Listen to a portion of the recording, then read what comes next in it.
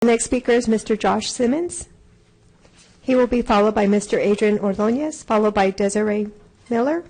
Mr. Josh Simmons' topic is EP acquisition, franchise matter, and feasibility study for municipal electric utility. Good afternoon, sir. You'll have 3 minutes. Good afternoon.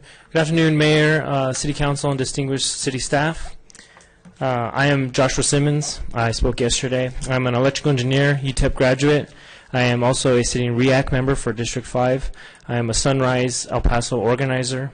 I'm also a VDR, a volunteer deputy registrar. I'm a District 5 resident, homeowner, father, and I'm born, bred, and terminal in El Paso. And I want to further emphasize my previous comments at yesterday's November 25th City Council meeting, where I want to modify my request for a feasibility study to localize the electric utility under the stewardship of the City of El Paso to demand. I demand this as a citizen of this municipality. I also want to point out the failure of the interests of the city to have failed to undergo such an action in favor of a private buyout of the utility. And I also want to express my disappointment in the committee in which I sit on, that is REACT, to have not made any recommendation thus far for such an action by council. I feel I should digress from the pointed words, but I feel that the lack of uprising from the public has been manifested in these words. The City of El Paso's current franchise agreement clearly states in Section 14B that this grant shall not be assignable without the express consent of the governing body of the city. So if the City Council, as the governing body, does not grant consent to the transfer of the franchise, then the said agreement is terminated. This is how the City of El Paso, we own our own utility, and this is how we own our future. An example is Pueblo, Colorado. Different state, probably different situation, but very similar opportunity that they saw and took advantage of, which is the 267th city of by U.S. population, whereas El Paso is the 22nd by U.S. population. Yes, there's a different means of a lower tax base, but consider the extent of the actual distribution of the electrical network of the electrical utility, whereas in El Paso Electric stretches from Hatch, New Mexico, and into the Permian Basin. Pueblo has and is currently in a Phase 2 feasibility study moving into Phase 3, and they are looking to acquire their electric utility by August 2020. And despite the comparison difference of El Paso to Pueblo, does not excuse such a study to be undertaken here in El Paso for the utility. I understand an item of attraction from the potential proposal sale, $100 million once. If we allow ourselves to take over the electric utility, we could generate $100 million regularly, if not more, for the City of El Paso, not for an outside entity to take away an entity that is not local. This can allow talent for UTEP and attract professionals to stay here in El Paso, and we as El Pasoans can take lead for our future and our energy right.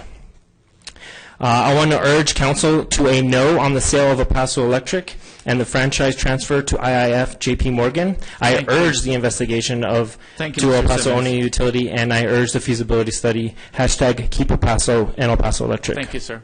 The next speaker is Mr. Adrian Ordonez. His topic is proposed sale of El Paso Electric.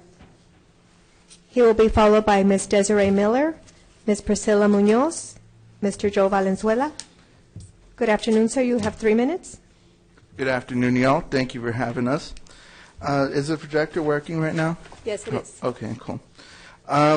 So in yesterday's El Paso Times, my name's Adrian Ordonez. I'm from District 6. In yesterday's El Paso Times article, certain elected officials said that it would not be possible for the city to buy the electric utility because the city lost its ability to use eminent domain or condemnation to acquire utility assets in 2004's city charter revisions. I have the 2004 city charter revisions here. I'm sorry, they're right here. I have them here, and if you take a look at them, there's no mention whatsoever of the city forfeiting its legal right to use eminent domain.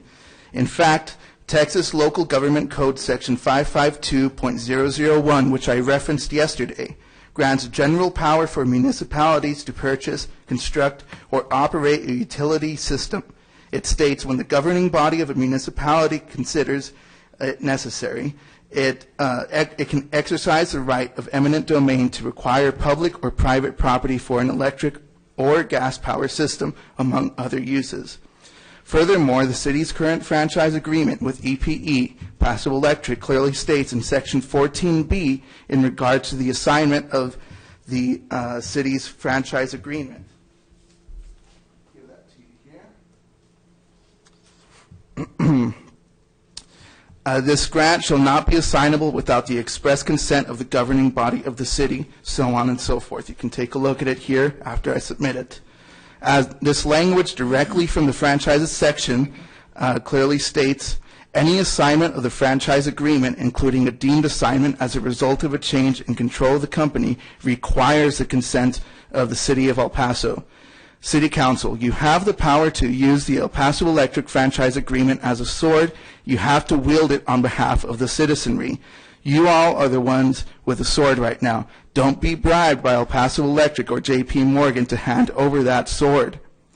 The same elected official also stated in yesterday's Times article that the city would have to buy the utility at the going price of $4.3 billion and that it is an onerous burden that he doesn't believe any taxpayer in El Paso will want to take on. The onerous burden would be the long-term negative ramifications of selling our human right to electricity to J.P. Morgan, in effect making us indentured servants to J.P. Morgan IIF. Buying the utility would come at no cost to the taxpayer if we issue revenue bonds, which means that the debt to buy the utility would be paid through revenue earnings from the utility, not from property taxes. One of the major reasons for municipalization is local control of our destiny. Number two, we keep all of the revenue generated from the sale of electricity locally, and 72 Thank you, municipalities. Sir. Your 3 minutes are up. Thank you, sir. Appreciate it. Can I just finish the sentence, please? No, sir. Thank you.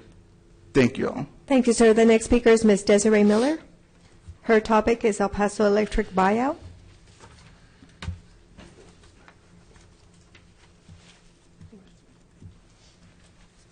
Ms. Miller will be followed by Ms. Priscilla Munoz. Good afternoon, ma'am. You have 3 minutes. Hello, my name is Desiree Miller. I am a member of Sunrise El Paso, and I was here to speak yesterday on the matter of J.P. Morgan, and I'm here to speak again today on that. I'm submitting one document entitled The Benefits of Public Power, and as stated in this document, titled Benefits of Public Power, as an investment, a new public power utility has tremendous payback potential, but it does take the commitment of considerable funds to acquire or establish the system and begin operations. Local governments typically issue electric revenue bonds, which when they buy an electric distribution system. Bonds are repaid from future electric utility revenues over a long period. Unlike general obligation bonds, revenue bonds are not backed by the city or local government's ability to impose property taxes. The new electric revenue bonds should have no impact on other municipal projects or borrowing. The debt required for the acquisition of utility assets could be substantial, but that does not mean it is not a good investment, especially considering the benefits the utility will provide the community for many decades to come. If the city issues revenue bonds to purchase the electric utility at the current inflated price of $4.3 billion, it would only take about 47 years for the community to pay it off in full based on current annual profits, and that's with all the current corporate excess, with executives being paid millions and board of directors being paid hundreds of thousands each, so the utility can potentially generate more in profit than the current $90 million a year. With that, I'd like to urge you to conduct a feasibility study, because as was previously mentioned by people up here, certain representatives have stated that it is not possible for us to buy the utility and that it would be an onerous burden. And I'm certainly not an expert on this topic, and I don't believe that anybody else here is an expert on this topic, so I believe that it is necessary that we bring in experts to tell us what is not possible and what is possible. Thank you.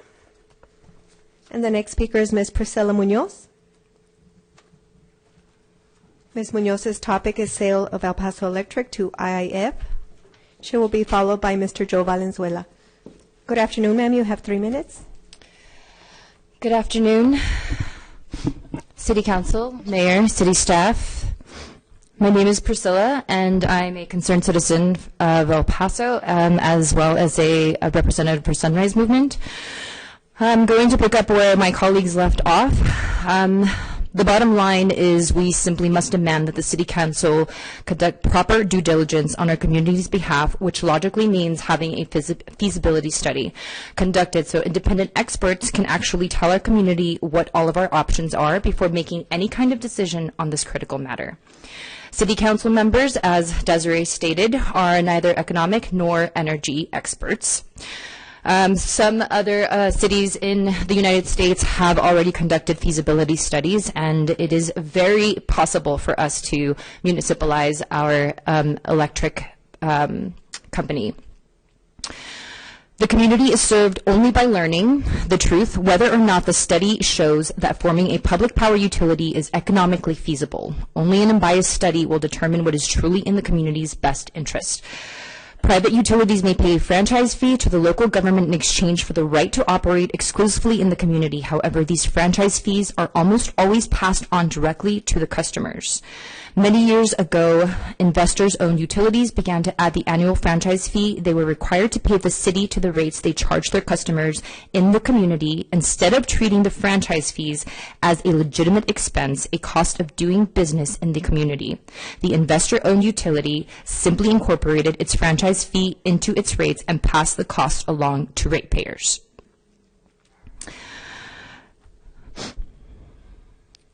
Private equity is responsible for the loss of 597,000 jobs over the last 10 years. The job of private equity fund managers is to extract the absolute most profit in order to maximize the return on investment. Their job is absolutely not to be the best stewards for our community. It would be an incredible disservice to all current and future El Pasoans to be bribed into selling our community's greatest natural resource, which we have yet to even tap into. Charles Griffey, a Houston area engineer and energy industry consultant hired by the Texas Industrial Energy Consumers, said in field testimony that the sale should not be approved as proposed and that the many layers of companies created in complex ownership structure appear not be necessary for the sale. Instead, they exist as vehicles for adding debt, increasing leverage, and boosting equity returns for IF in the future, he said. The proposed sale could allow IF to place additional debt in the complicated ownership chain in the future, which also could add more financial risks and possibly increase cost at the utility. The city, state, school, district, and trade groups have each hired and paid consultants to review the proposed sale, and all of them have strongly stated that the proposed sale is not in the public interest. Thank you, Ms. Munoz. Your 3 minutes. Thank you. Thank you, ma'am. The next speaker is Mr. Joe Valenzuela. I'd like to submit some documents as Yes, well, ma'am. if you please. You may Thank hand you. them to me. Mr. Joe